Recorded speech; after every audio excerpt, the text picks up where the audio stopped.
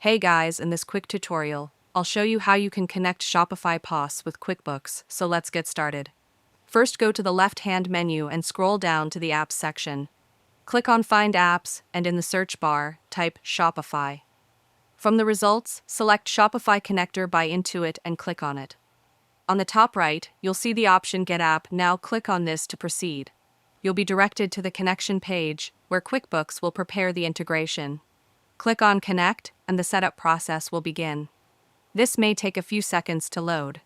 Once ready, you'll see options to either connect an existing Shopify account or start a free trial if you don't already have one. If you are already a Shopify customer, click on Connect to Shopify. A new window will open where you'll need to enter your Shopify domain.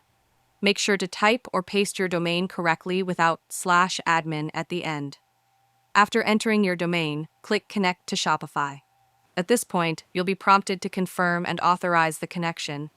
Once you complete the authorization, your Shopify account will be successfully connected to QuickBooks Online.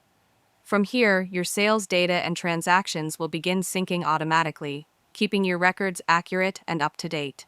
And that's it. If you found this video helpful, consider giving it a like and subscribe.